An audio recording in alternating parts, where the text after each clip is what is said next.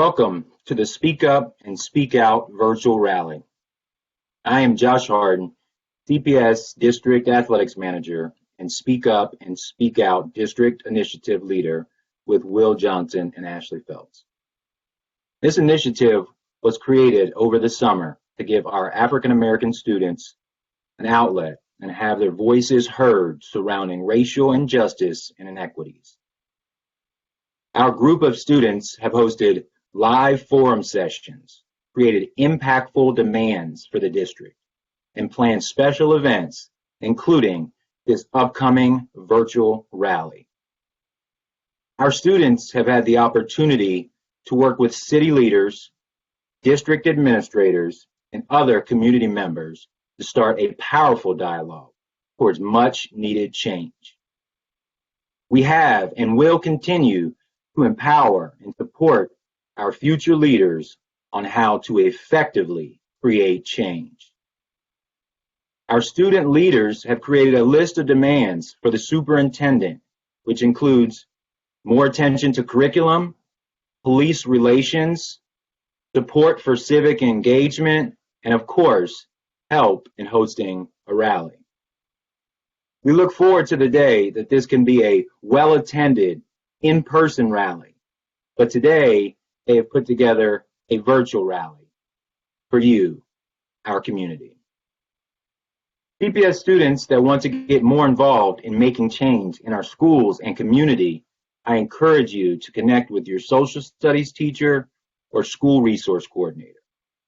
They will help you connect with Ashley Phelps, Will Johnson, myself, and our Speak Up and Speak Out student leaders. At this time, I am honored to present the CPS students Speak Up and Speak Out virtual rally.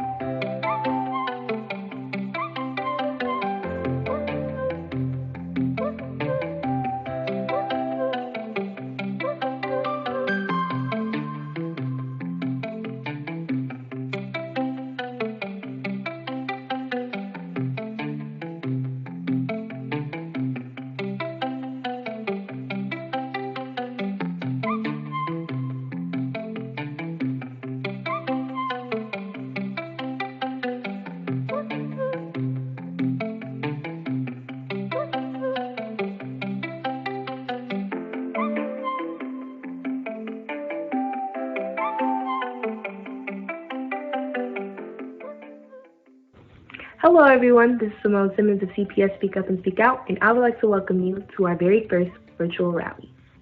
Over these past few months, we have been working with the superintendent on making sure that our infamous list of demands is becoming a reality within our district, which is one of the many reasons that we have brought you all here today. Our goal is to show that the younger generation has a voice, and their voices are being heard, and give them a platform to speak their mind not only on issues within our district, but issues within our community as well. We have plenty of special guest speakers who have decided to join us today, and we cannot wait for you all to hear from them. With that being said, sit back, relax, and enjoy our rally. I would like to now introduce our very own Board President Jones to the microphone. Thank you. Good afternoon. I am Carolyn Jones, President of the Cincinnati Public Schools Board of Education. Thank you all so much for being at today's virtual rally. We could not do this without you. Let me tell you why I think this is important. This Speak Up, Speak Out group represents the best of the students that CPS has to offer. The Speak Up, Speak Out group is very much interested in changing the culture of Cincinnati Public Schools and in their community. So they are working very closely with us and with the administration of Cincinnati Public to make change happen for you. Let me talk a little bit about a few things that they are doing. They worked very closely with the board and with administration on helping to strengthen our recent anti-racism policy. They have a voice to say what they think about the policy, how that policy works for them, and how that policy impacts for them. Just as well, they have an interest in other things that are happening in our district, such as how our SROs work. They're interested and have met with the Cincinnati Police to talk about police in schools and what that means to them and how they're interested in collaborating and working together. Just as well, they also want to have a voice in our studies, in our curriculum. These are all very important issues for students, and the board values their voice and their choice and their decisions in helping us to meet their needs as they move through this Cincinnati Public Schools on their way to success after graduation.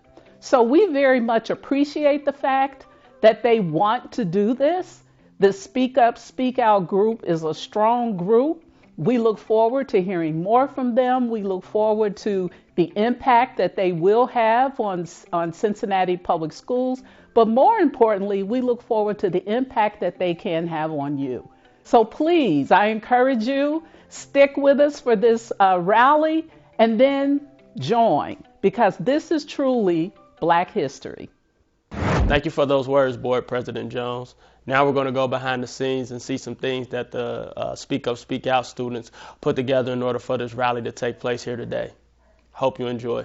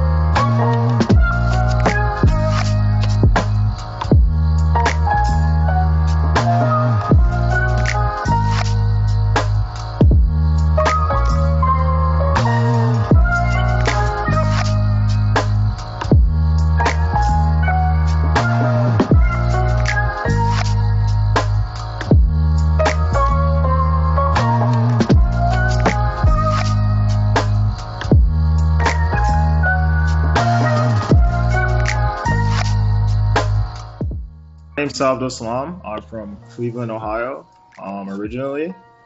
This is my 7th year in the MLS. I've played in Kansas City, Seattle, New York, and finally I got to come back home. I'm really happy to be here with you guys today. I'm really proud of you all for everything that you're doing. Like Saad said, I'm a fellow Ohio, and I grew up in Cleveland, Ohio. I went to Cleveland St. Ignatius, and I think there is really where the idea of being a part of a community really got stuck in my head.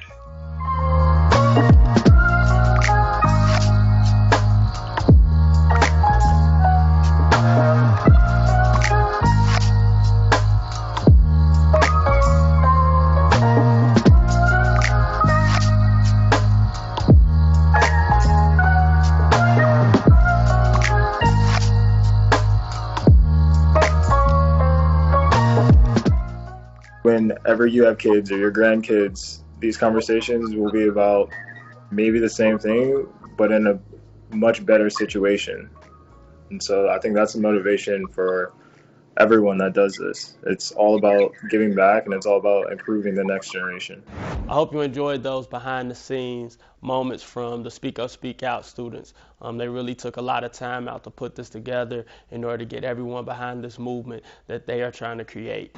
Now we will have words from the Cincinnati Reds. I'm Cincinnati Reds Hall of Famer Eric Davis. I'm proud to support these Cincinnati public school students in their brave effort to speak up, speak out, and use their voices to be heard. I hope that the CPS administrators will hear your point of view and embrace your willingness to step up with new ideas and new ways to bring positive change to your schools and our culture. We want to show everyone what Black excellence really looks like. We greatly appreciate the Cincinnati Reds taking time out of their busy day in order to come and give us some words and to show their support for what we're trying to create here in Cincinnati Public Schools. Now here's the opportunity for you to relax and hear some musical sounds from the Cincinnati Public School Jazz Academy.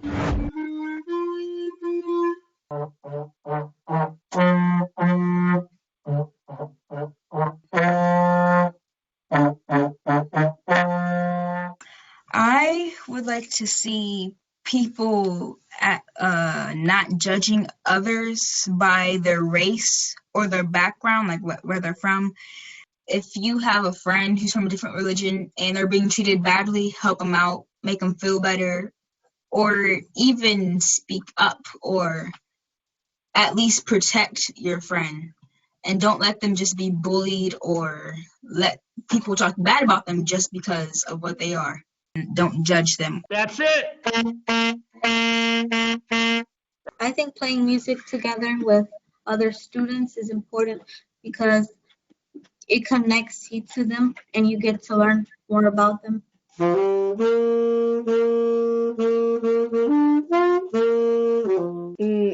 I think it's important that everyone knows about everyone, because then you can see how everyone has similar cultures and similar tastes in musics or food, for example. And it's just better because if you know, for example, their religion, you can know some things that they can or don't want to do.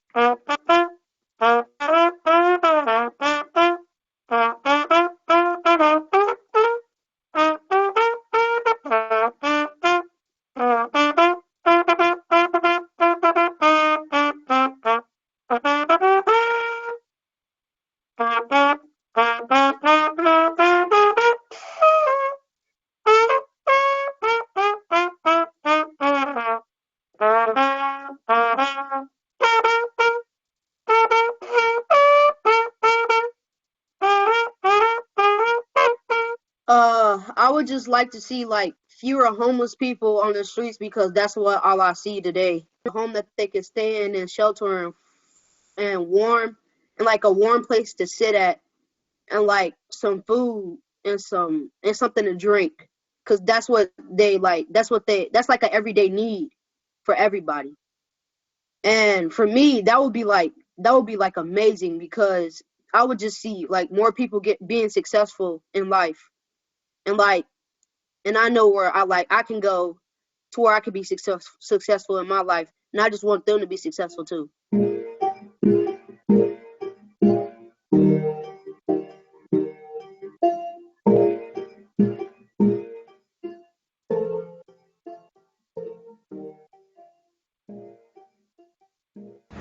I hope everyone was able to enjoy that melody from the Cincinnati Public Schools Jazz Academy. And also shout out to the student for that interview. Great words. Now, the list of demands will be presented by Ms. Rachel Scales. Hello, my name is Rachel Scales. I attend Riverview East Academy and I'm also a senior. We created a list of demands for our superintendent and the administration because we wanted to see change in our schools and in our communities.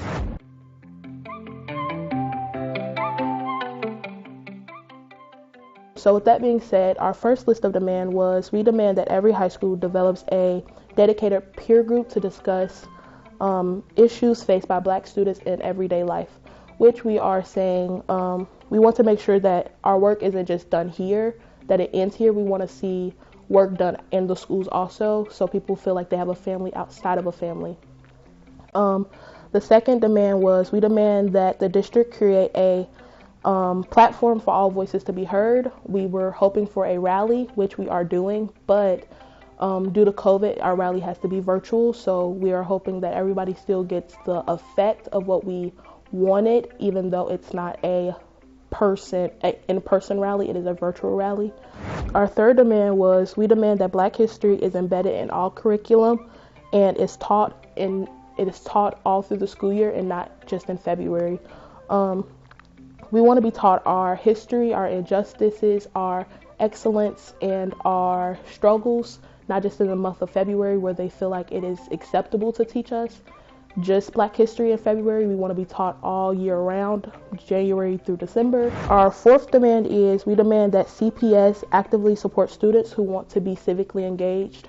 We want our teachers and our staff to be able to help our of-age students to register to vote and to be able to teach them how to vote, what they're looking for when they should go vote.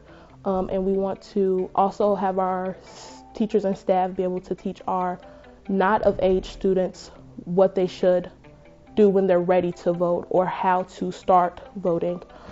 Our fifth demand is we demand that CPS facilitates a relationship with our Cincinnati Police Department.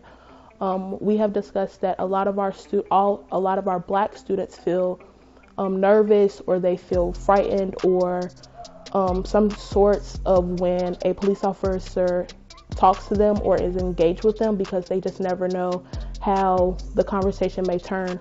So we want to build a relationship with CPD so the tension doesn't feel as strong with students and police officers. So we would like for CPS students and CPD to work together to make, hopefully get a training for CPD and CPS students. We would also like to invite police officers to school events, unarmed and ununiformed, because when they're in a uniform, that's all we see is the uniform. We don't see them as a person. So if they come unarmed and ununiformed, we will treat them as such, as just a person. And we will also like to provide classes for CPD and for CPS so that hopefully encounters are different.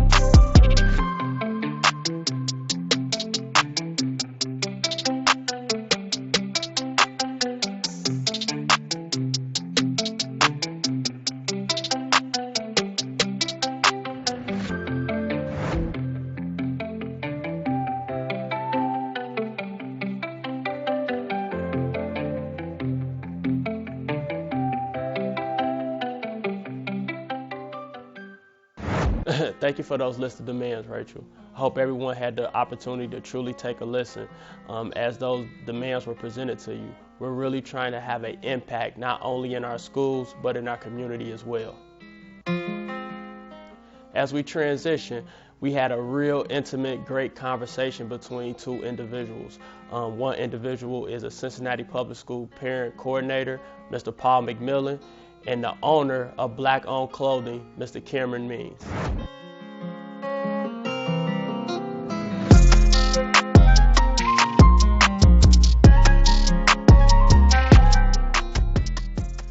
I started off as an economics student, and then because I was on an economics team for Cincinnati Public School back in 2003. And if you look into it, we were like one of the first economic teams from Cincinnati Public to win the regional economics challenge. What year was that? You remember what year? We won in 2000. I graduated from Dater High School in 2005. So this would have been 2004, my junior year. So CPS student. Yep. Former CPS student. Yep. Miami University grad. Absolutely. Moved on. Black-owned store closed. Black coffee. It's lit. And started with rap music. Started with rap music. So you start with rap music. We moved into Black-owned, which is the product.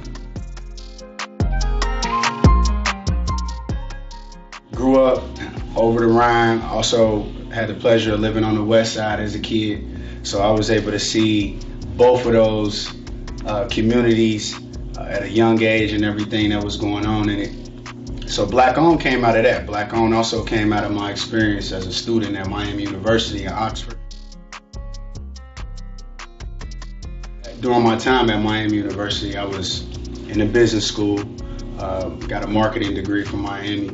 But in all of my classes up until my senior year, I was the only African American. And having to deal with those experiences made me realize that there would be other people that would come behind me that would be in that same scenario, that would have a challenge in their environment about who they are as a person and being comfortable with celebrating who they are as a person. And I struggled with that for my first few years at Miami because on campus, what it felt like is if I wanted to be successful, I had to become less black and more white. And that's because, to be honest, that was my first time being in a concentrated area where everyone seemed to be doing so well. When you grow up in the hood, what we call it, you rarely see people doing well. And the people that are doing well, they're dealing with other issues because they're not going the legal route. So at Miami University, being in that area, in that bubble, as we say now, the friends that I had that were successful, their families were owners. So it was two sides of this thing. It was me being uncomfortable because I started to think if I wanted to really reach that high level of success in life and really turn around what my family is and what we have to contribute to the community, that I would have to become more like them. But then I realized it was just the opposite in my senior year. So it took me 3 years to find my groove at Miami. In my senior year, I realized that it was more important for me to share with them about my culture and how beautiful it was and my experiences and what made me dynamic as a person. Because at one point I felt like because of how I grew up that I had less then. But then I realized because of how I grew up, I actually had more. Because I had come to more just to be in the same position that they were, which was a student at Miami University.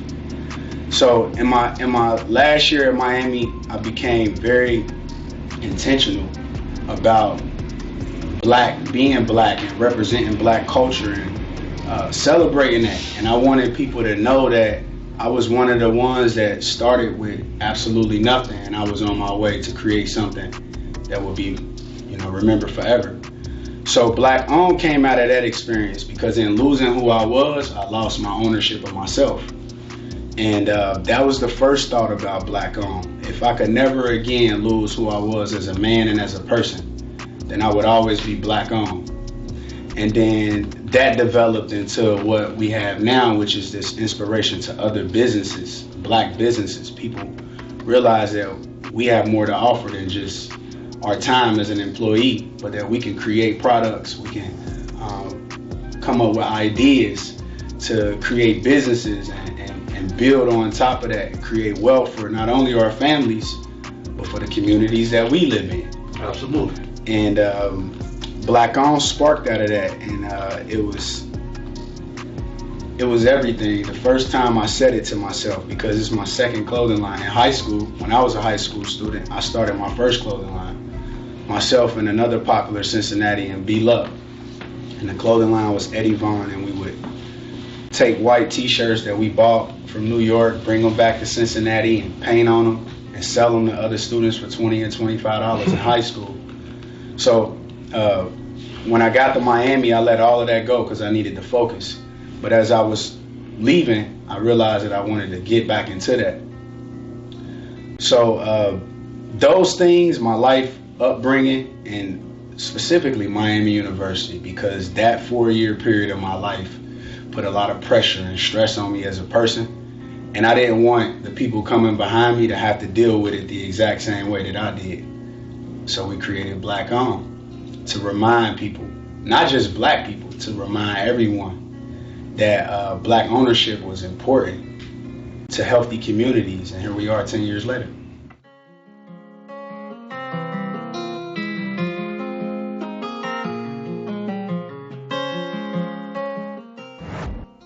Thank you, Cameron Means, and especially your clothing line, Black On, which has been phenomenal in the city. We truly appreciate not only what you have brought to the fashion of Cincinnati, but your words and your philanthropy throughout the whole city. Now we're going to transition downtown to the Taft Senators.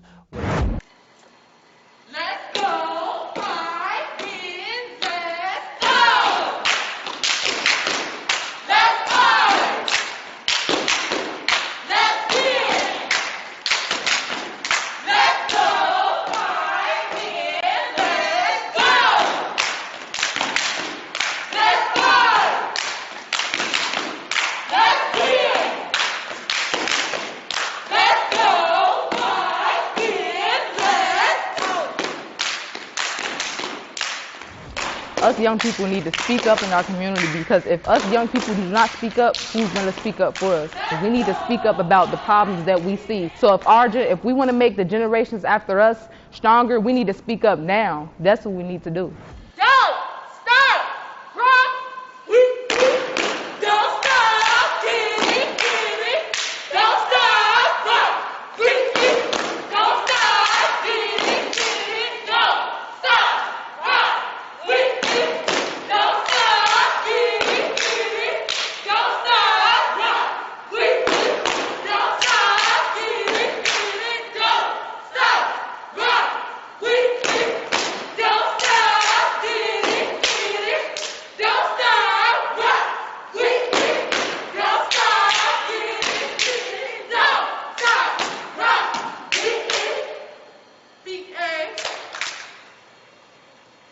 Black excellence to me is exactly what it says, black excellence. You being a black person and you showing your excellence, showing what you can do around your community, around your school, anywhere. That's what black excellence is. I hope everyone enjoyed that performance from our Taft Senator cheerleaders. I also want to shout out the student for a great interview. Now a message from our district athletic directors.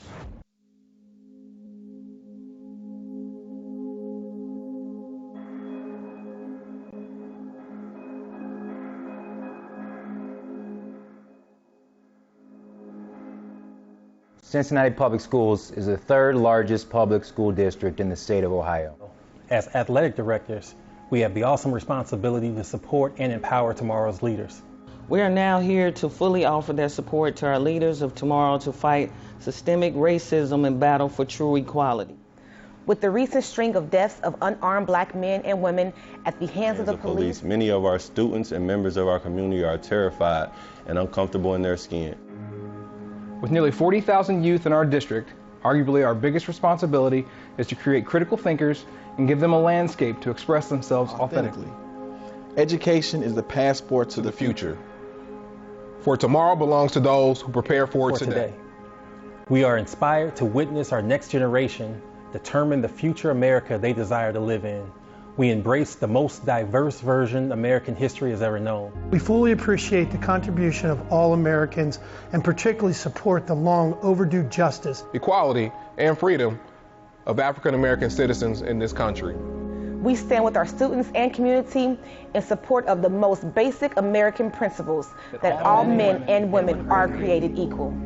Darkness cannot drive out darkness. Only light can do that. Hate cannot drive out hate. Only love can do that. So when people push their lies on you, attack you, try to break you down, remember to let the love from those around you carry you through. Because truth is, ignorance and hate hold hands. They try to blind you and smother you. They try to destroy the light of hope. But our love can consume the darkness and drive out the hate. And that love will not change everyone. You will run into conscious and unconscious bias, microaggressions, outright racism, and hate. But it is in those moments that we have to hold on to those that shine their light on us. We have to hold on to those that give us light and love to the fullest. Because it is that love that binds us as people, as a community. It's what helps us come back stronger and better than ever. There is no better than adversity. Every defeat, every heartbreak, every loss contains its own seed, its own lesson on how to improve your performance next time. The time is now for change. There is no next time. This time we ask you and everyone to keep your foot heavy on the pedal. So this time we can prevail. Together we can prevail. We support you, we empower you, we stand with you, and we ask others around the city, state, and country to support you. Empower you and stand with you. Peace, love, change. Peace, love, change. Peace, love, change. Peace, love, change. Peace, love, change. Peace, love, change. Peace, love, change.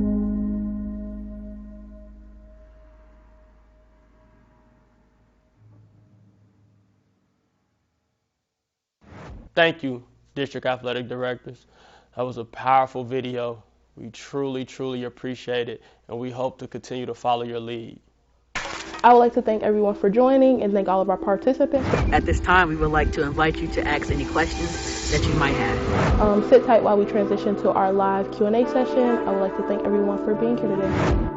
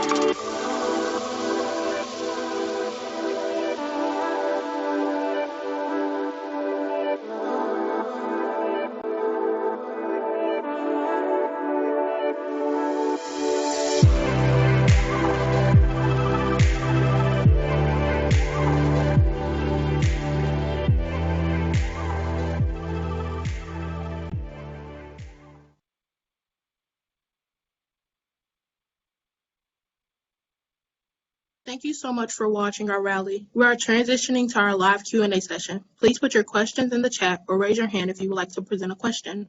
Thank you once again for watching our live rally.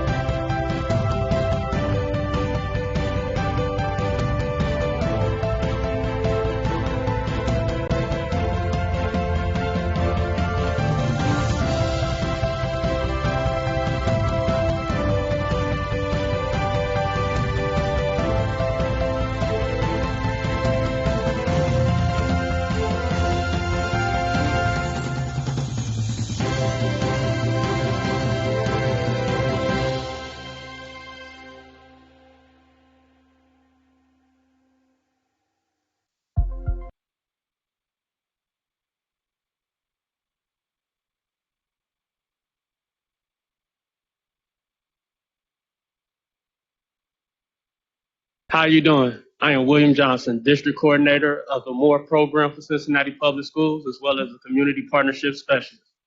I want to thank you for attending today's virtual rally. The students have done a great job, an amazing job, and have consisted in a lot of hard work. So we really, really appreciate you for being involved, engaged. We are gathering comments from the chat as well as on Facebook Live.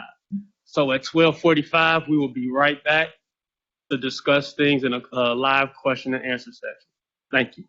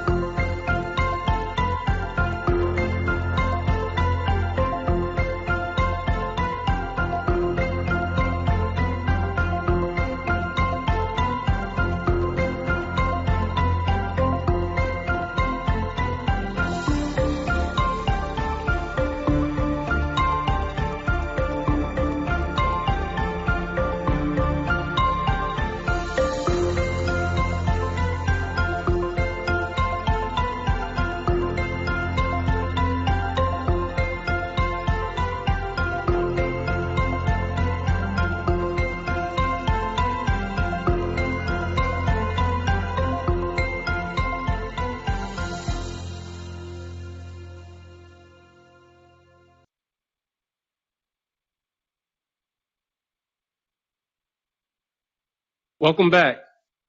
We're going to use this time to get to know our Speak Up, Speak Out students a little better. So we're going to start with Ms. Simone.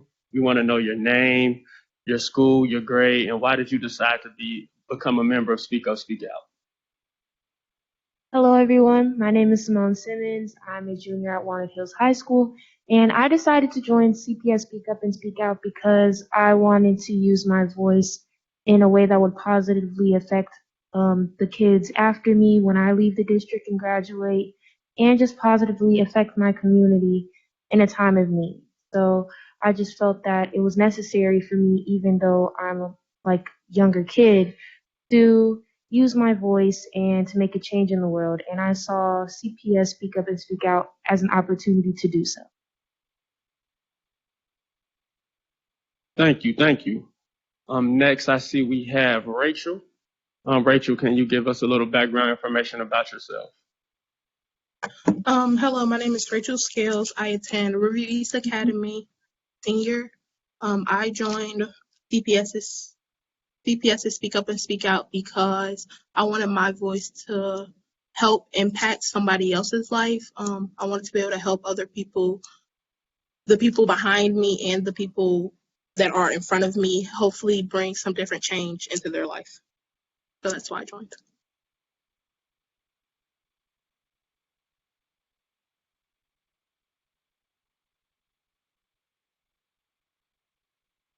Thank you, Rachel. Next, we have Mr. Keorlin Harrison. Can you please give us some background information about yourself? Hi everyone, my name is Keorlin Harrison. I attend Western Hills University High School. I'm a sophomore. And the reason why I joined Speak Up and Speak Out is to give younger generations a platform to use their voices and to just show everyone the true meaning of good ethics.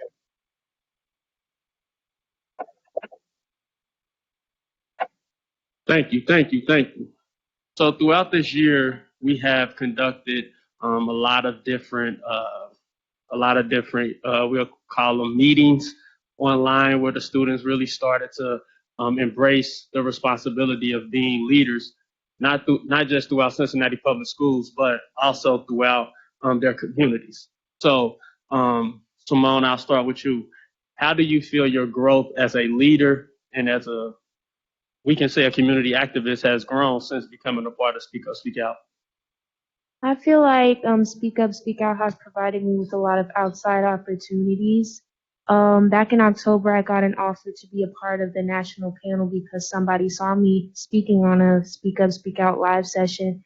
So I feel like it's really helped me go national with my speaking, and it's also helped me become more of a strong figure, not only at my school but within myself. It's also helped me build self-confidence, just knowing all of this work that I'm doing and seeing all of these changes have really helped me become a leader and a really standout figure. So I feel like it's really attributed to my speaking skills, made me a little stronger and less nervous to speak in front of people because I've been provided with numerous opportunities, and for that I am forever grateful.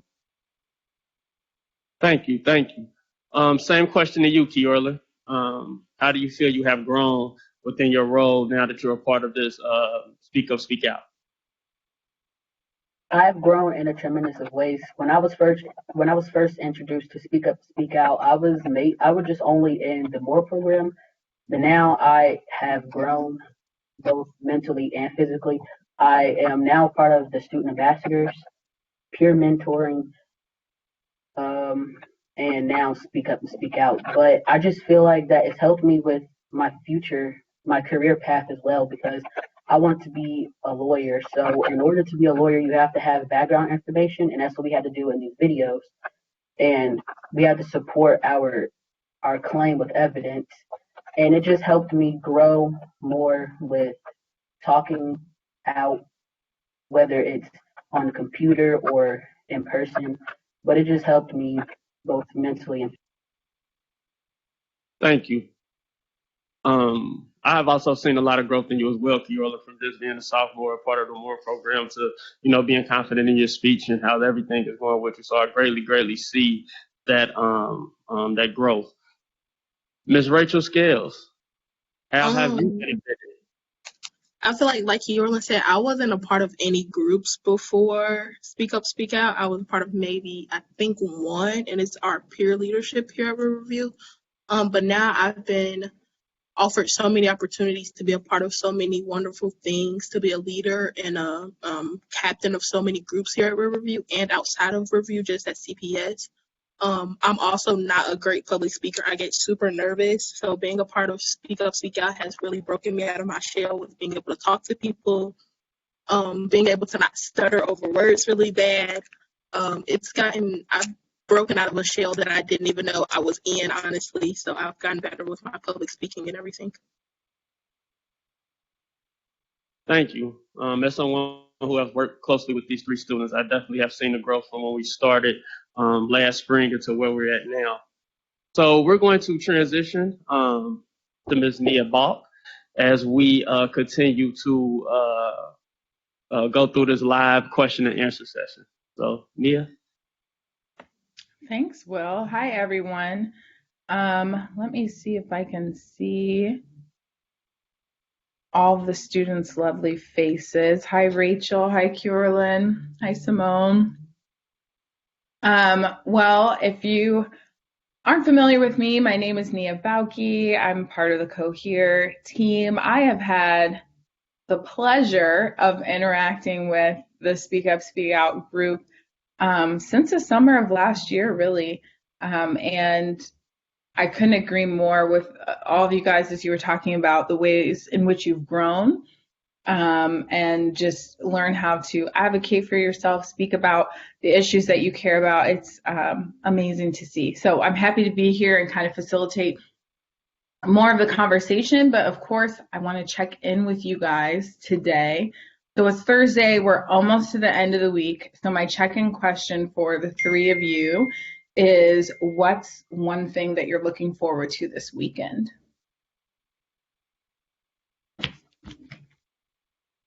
Who wants to start?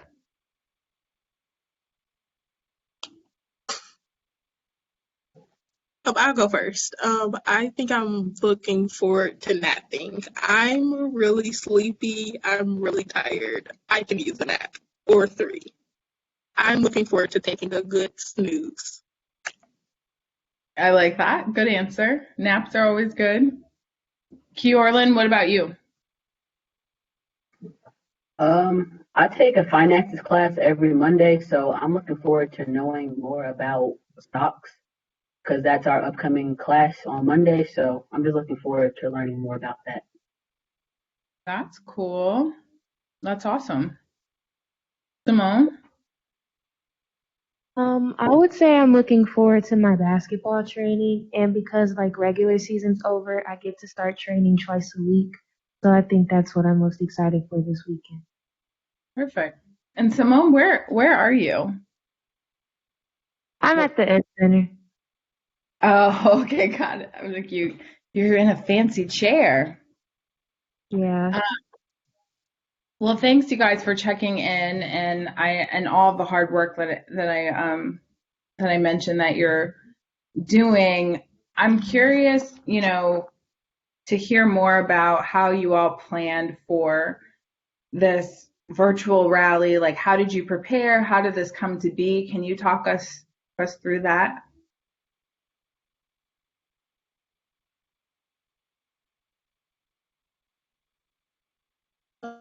Okay, there was a lot of back planning. We had to get a lot of interviews. We had to make sure everybody's schedules worked. With us being in school and not in school, we had to make sure that we got that under control. Also, I'm in school at the moment, so I'm in an office doing this. So that was also what we had to figure out. We wanted a lot of guest speakers, so we had to make sure they were all able to either send in videos or be recorded to get videos. Am I missing anything, guys? I think that was about it. And then we had a plan on what we wanted to, what was our, what did we want to talk about? What did we want to be our main focus? Yes? Yes, I agree. Yeah, me too. This has been an idea of ours for a while, like ever since we made our list of demands, and we've just really been working towards this since the summertime, really. It just took a lot of preciseness and a lot of, there are a lot of scheduling conflicts and stuff, so we had to work those things out to make today happen. Can you just remind folks as to why this was so important beyond the speak up, speak out, like conversations that you were having? Why was creating this larger event so important to you all? Well, Oh, you can go ahead, Kira. You can go. sorry. It was really important because we didn't want people to think that we were just trying to start speak up, speak out because of the death of George Floyd. So it was just really important for us to continue to keep pushing forward and making change as we did before. But it was just as the program went on, it was just really an eye opener for all of us.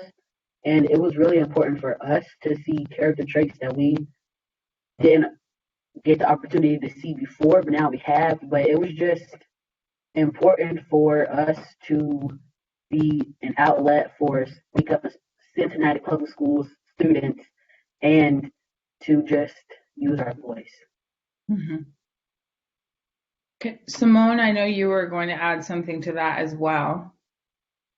Yeah, I just feel like it was important for us to have this event so people like outside of CPS can get to know about us and know what we're about, and basically just like broaden our spectrum from just inside the district.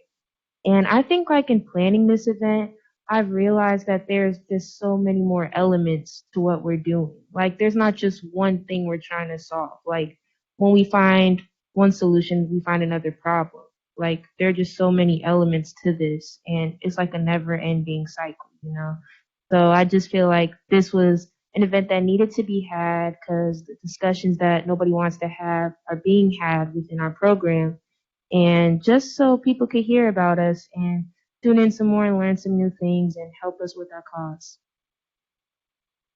Arlen, you mentioned too wanting to make sure that people understood that it was bigger than just that one moment in June when everyone got together, and I love how you talked about that. I wonder if the three of you could talk a little bit more about like why is it important to you to make sure people understand that it's bigger than just one person or one moment in time?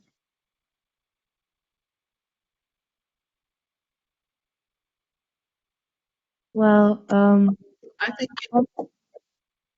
Go ahead, Samo. Thank you.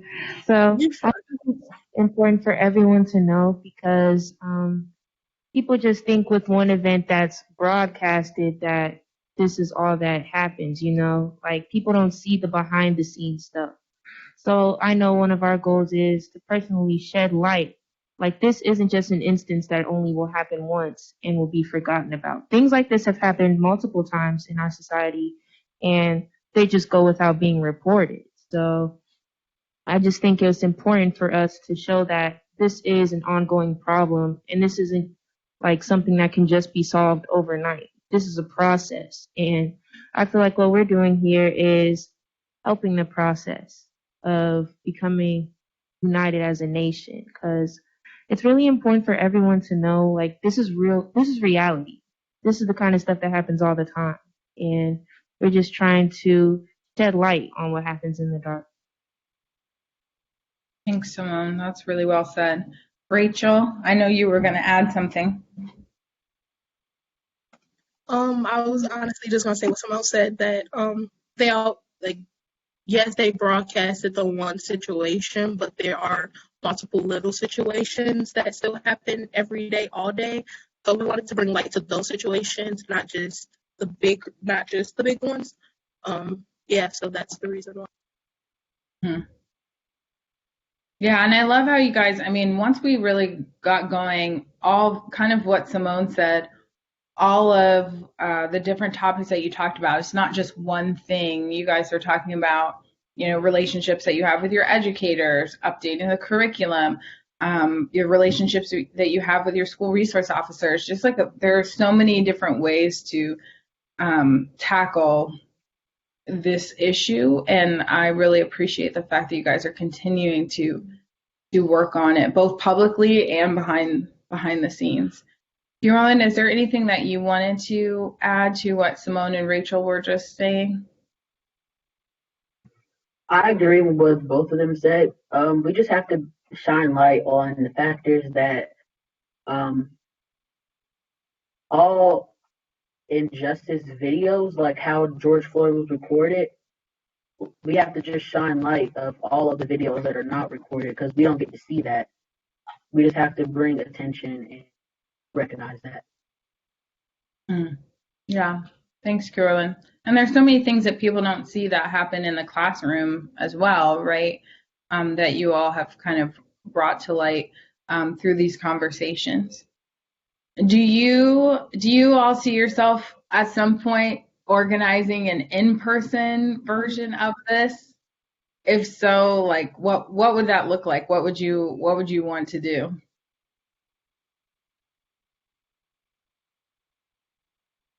Carolyn, you nodded your head. I'll go first. I would love to have an in-person rally. I feel like we would have hopefully more like guest speakers talk about their struggles and how they got past their struggles, even if it has nothing to do with race. More student speakers because yes, us three talk all the time. But I would like to hear from other schools and other kids how they go through their day-to-day life with racial problems. I don't know, some like super powerful people to talk to us too. Who are super powerful people, Rachel? Give me examples. I don't know, like the superintendent, a few principals, a cop or two. No cops. I lied about that one. Don't do no police officer. Maybe like the chief of police again. Maybe he can talk. Or Orland is laughing so much and it's throwing me off. Or maybe like the Sergeant Mitchell again. People like that. Yeah. Okay. So decision makers, people that kind of have a lot of authority over the things that you all are talking about. Bjorlin, what would you want to see incorporated if you were to have like a live in-person event? The same as Rachel, but instead of her, I think I would like to add police officers just to give like their story because that's how we got started with police brutality. So I would just like to incorporate the police officers into our rally just to give them the opportunity to like explain their experiences and how they go about racism. Yeah.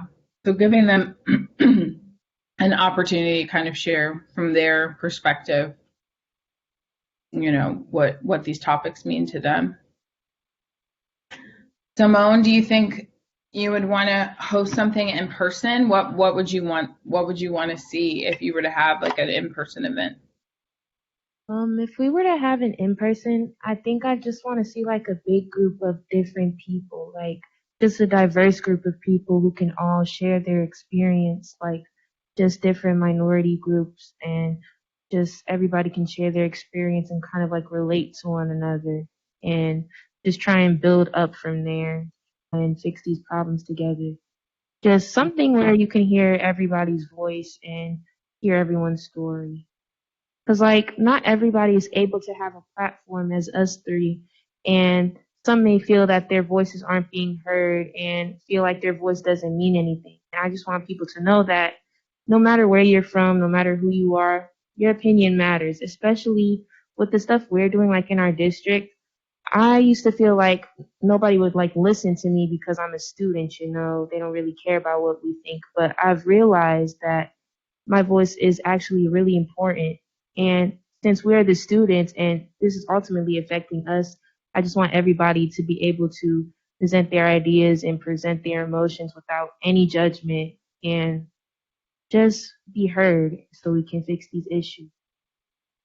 Yeah, I love that. And I like the idea, in addition to kind of what the speakers that Rachel and Carolyn were talking about, giving students with diverse experience a background or the opportunity to talk about their backgrounds, their experience, and realize, that we're in this together. Because I feel like that's probably what's been missing in the midst of all the, we're doing everything virtually, so there's only so much of that can happen. So I hope for you guys that one day you'll be able to pull something together like that, because I think it would be great.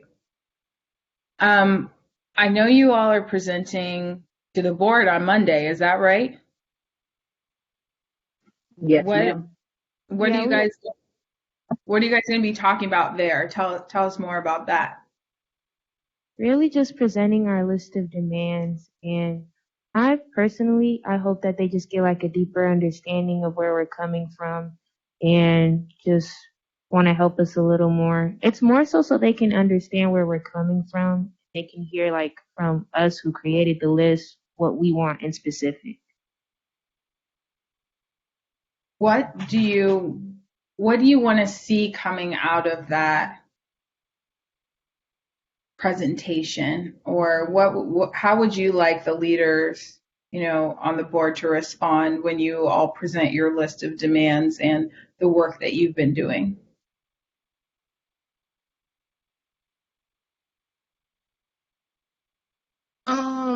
I would like to see them come with a few answers. Like, the superintendent has said that they've been working since they've gotten the list of demands.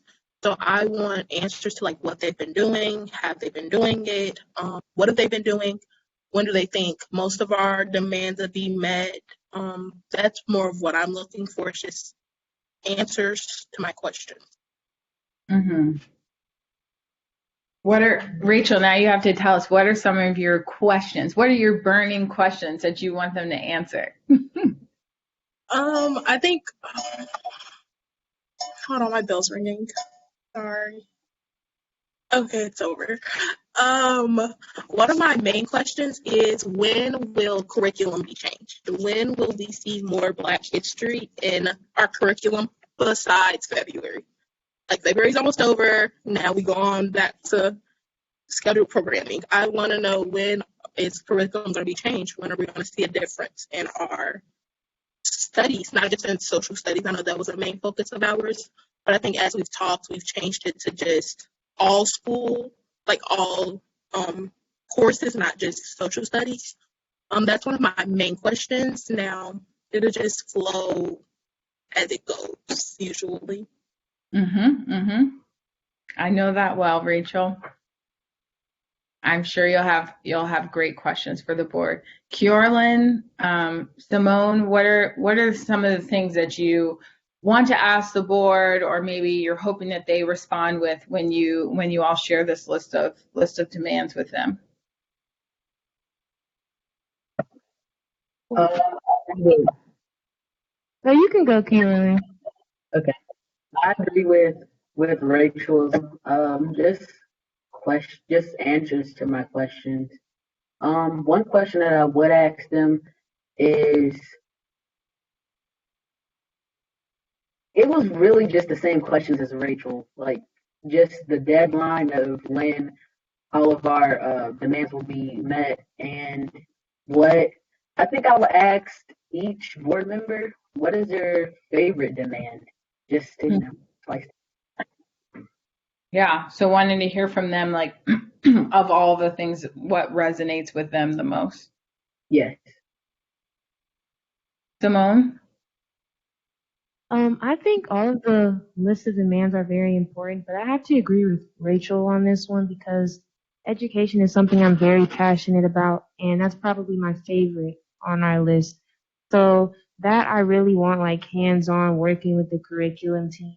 Like I just want to work with them so they can understand where we're coming from and see what we want. That's the thing I'm most passionate about. That's the change that I want to see happen right away. Yeah, the curriculum conversation, I know, I think Rachel, I can't remember if Carolyn and Simone, you were there a week or two ago when we had that conversation with some of the history teachers in CPS around curriculum and obviously something that I think many students are passionate about for various reasons. So hopefully the board will have some good answers for you, and I'm sure they're looking forward to hearing from you all about your list.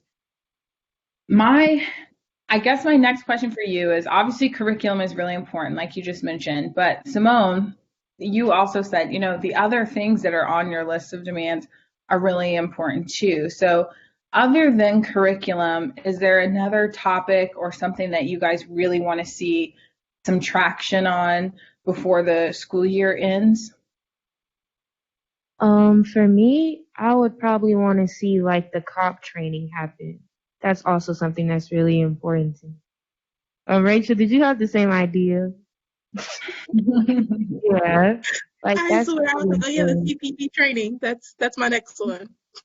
Can you guys remind people, because it's not just them getting training, it's a little bit more than that. So can you remind people like what it is that you would be demanding, or what you're asking of CPD officers, and why that's important to you?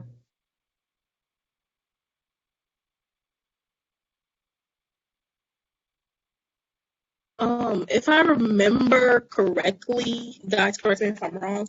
It was for CPD and for CPS to get a better understanding of each other, and for CPD to come to Cincinnati Public School events unarmed and ununiformed, so that we get to know them as a person. Because when we see a uniform, that's all we see is just the uniform. We don't see them as a person. So we wanted them to come to as many school events as they can unarmed and ununiformed, so they can get a better connection with schools and with teachers and students. A lot of our schools have SROs, school resource officers, and most of our kids do not know their school resource officer like they should, because either the kids aren't bad kids, so they never get to see them, or their resource officer never comes out of their office.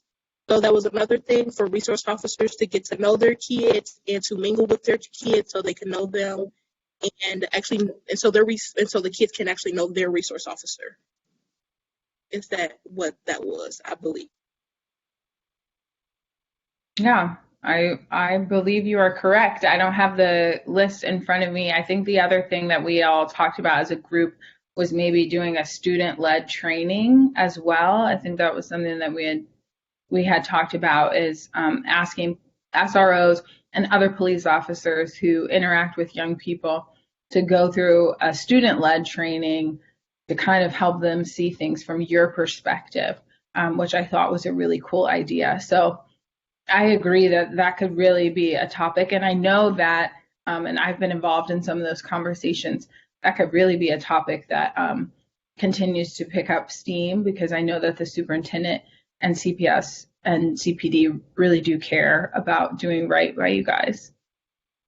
Kierlin, do you have any other topics? We talked about the curriculum, talked about addressing police officers. Are there, of that list, is there one more that you think is really important that there's some momentum on before the end of the school year? To be honest, those are really my favorite ones, but um, all of them are equally important, but those are the top two that I would want to see immediately. Yeah, 100%. I think that makes complete sense. And as much as you guys talked about that, especially obviously the curriculum one, it's no surprise that you all think that's so important. I'm curious, before we move on to our last couple questions, as you think about curriculum, obviously we've talked a lot over the past few months around what you would like to see. Have you seen any changes thus far, or do you feel like this is Black History Month, kind of things have been done as normal, but no changes yet? Like, have you observed your teachers or your school doing things differently, or talking about new topics that maybe they haven't in the past? I know for my school, it's kind of hard to observe any changes because we're all virtual all year. So me personally, I haven't seen too many changes, but like people at my school have reached out to me and have seen me on a few things, and I feel like they're aware, but our situation is kind of difficult to see and make changes because we aren't in person. Hmm. So you think there's some rumblings, some people are in the know, but it might be a little hard to see because you're still virtual right now. Yeah, people are aware. It's just kind of hard to observe the change from a computer screen. Mm-hmm. Bjorlin, Rachel, have you seen any changes yet or anything to celebrate? I have not personally. I think it's only because I also don't take a social studies class anymore because I'm a senior. Um, just because it's February, once again, we do obviously read a lot of Black history things or do a lot of Black history things. Um, but before now, I didn't notice it either. So, Okay. Bjorlin, what about you? Yeah, I have. In history, we're doing an American Heritage Project, and basically, each student gets to pick a person who made like a big impact on America or in their life, from their cultural background. So that's one change. But in geometry, we every morning as kind of like a warm up, we just my teacher he'll read the Black inventor of the day. We do that. And then for biology, we have an extra credit assignment. But other than that, that's all. Okay. So you're seeing, unlike Simone and Rachel, you are seeing some things happening. Not a lot, but some things kind of happening at your school, which is really cool. That's awesome. Um, are there other things? I know we talked like in general about topics, but are there other things when it comes to curriculum that you would like to see implemented this school year in the classroom? I know Rachel, you had a lot of ideas when we were talking to those history teachers. So would you mind sharing some of the ideas that you had around what you would like to see when it comes to curriculum? I think my ideas were teaching more of Black excellence, not just teaching the negatives of Black history. Yes, we know about Martin Luther King, Parks, and Harriet Tubman. Those are our three go-to Black topics. I don't want to speak for everybody, but my opinion is I personally don't want to keep hearing about those same three people. There are more people out here. I would love to hear more about local excellence, like just in Cincinnati or in Ohio. I would like to hear more of just Black history that doesn't have everything to do with slavery because we are more than slavery. So that was my idea. I think that's the one Miss Nia is talking about. Yes, you're filled with many ideas, and that was definitely one of the ideas that came up. So I appreciate you sharing that with the group. Simone, Kjorlin, you all mentioned that curriculum and the CPD training was something that was really important. So what's something tangible that you would like to see implemented here shortly, that your schools or that the district should be doing? For curriculum, I don't want to see like just when we talk about like Black history, just the basics, like slavery, segregation, like the borderline stuff that you like have to talk about in history. I want it to be like broadened a little bit, like talk about African American literature, African American scientists, because we've had a really positive impact on the world that we are in today. And the world wouldn't be the same without the African American race. And like the way that we are portrayed in history class doesn't really display all of our greatness. It doesn't show all the great things that we've accomplished. It just shows all the oppression we have faced all of these years. So I just want some of the positives of our race to be shown in class, like know about Black inventors, know about Black literature, Black writers, just different things. Yeah, thanks, Simone, for sharing that. And I think that has the idea that you want to focus on Black achievement and what has been accomplished by the Black community, and not just the oppression that has been experienced toward the Black community, is a really important theme that um, hopefully you all will talk about on Monday with the board as well when you're talking about updating the curriculum. Kierlin, what about for you? What's something tangible that you want to see your school or the district implement when it comes to the most important topic for you guys right now with curriculum? I agree with Rachel and Simone. I want to see more in depthness of how they talk, of how the teachers go talking about their history. I want to see the same change and talk about my history. I think that we should also have how we have American history textbooks. We should also have Black history textbooks and read those during class, not only just during Black History Month, but throughout the course of the school year.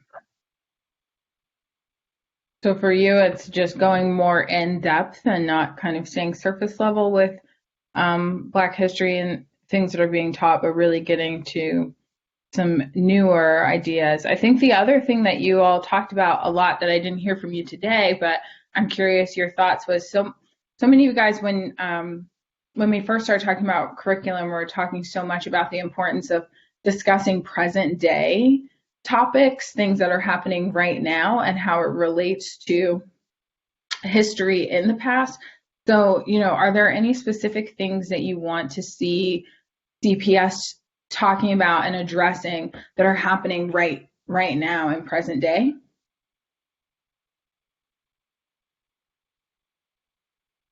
I imagine the answer is yes. Yeah, but I can't really think of anything in specific right now. But it would be cool? Like, what if we were in the textbooks? Like, what if we were talked about in history classes? Because in a way, we are making history. But really, I just want to see like a split level of current and past. Because like, even though the past has impacted us thus far, we still need to be aware of the present and future and what's to come, because I kind of feel like that's a little more important, because things in the past you cannot change. Things in the present you can make a change to and can positively or negatively impact your future. So I just want some more attention to be brought to current things that are happening so we can make a change now, because it's in the now and things can still be done. What's in the past can't really be changed. So dwelling on it isn't going to do us much good, because we can't really go back in time and change anything. Yeah, I love that, Simone. I think that's a good point. And, so maybe it's that call to action for teachers and educators to make more connections, and think about how what we've learned in the past can impact what we're seeing today and how we could change things for the better in the future. Kierlin, Rachel, are there any present day topics that you would want incorporated into curriculum that relate specifically to racial justice or African American history? I agree with what Simone said. Just like I like that idea of putting us in textbooks. I like that. I like that idea. Good idea. But like just seeing how much we've grown as like within our culture, I think that would be really good. Rachel, what about you? At this point, we're all like one big brain because we all have the same ideas. I agree. I would personally love myself in the textbook because I think we are pretty awesome. Any day like now, I think all of it should be in the textbook. I feel like it's all important information. Like how would it be in the textbook? I don't know. I'll leave that up to the people that make the textbook. But I feel like it's all important. It all should be in there for some reason or another. I like that. Well, we'll pitch that. You guys should pitch that to the board, see what they say. See what they say. Well, I have to say, I'm incredibly excited for you guys to speak to the board on Monday. I think it'll be really important and impactful for them to hear from students and really hear how hard you guys have been working around all of this, and that it's not just some list you put together. This is, highlights all of the work that you've been doing month after month, thinking about these things very, very intentionally. So I'm really proud of you. I'm looking forward to you speaking to the board on Monday. Before I hand it back to Will to close us out, I want to just ask you, you did the virtual rally, you talked to both Will and I. I want to just give each of you a moment to just give your last word. If you're talking to students and teachers, what do you want them to know about everything that we've talked about today? What do you want them to do? What's your call to action for students and teachers after watching this? I would really just say get involved in any way you can, like as little as a Facebook share or a Snapchat share, Instagram post share, or speaking in a forum like this. Just get involved in any way you can. Awesome. Thanks, Simone.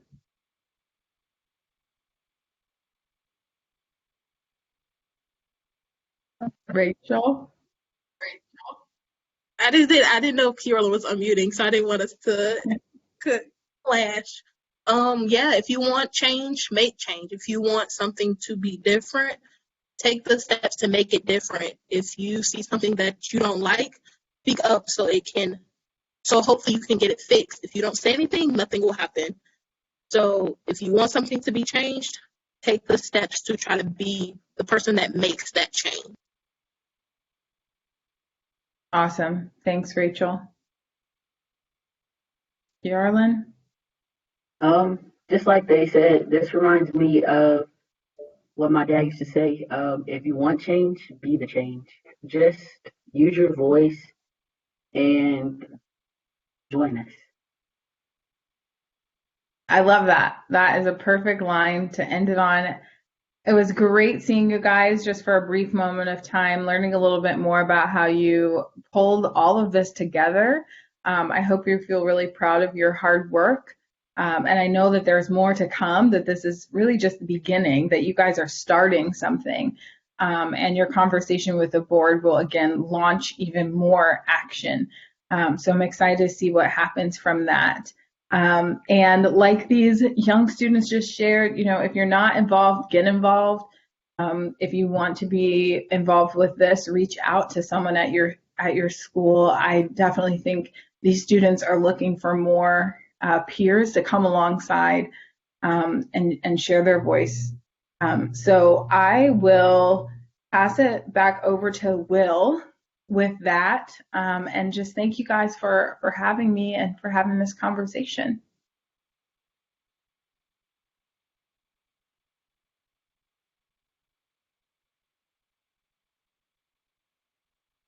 I want to say thank you to everyone who attended today. I also want to thank our superintendent, Ms. Laura Mitchell, for providing this opportunity for the students to feel comfortable and confident to speak up, to speak out about some things that they want to see change inside of Cincinnati Public Schools.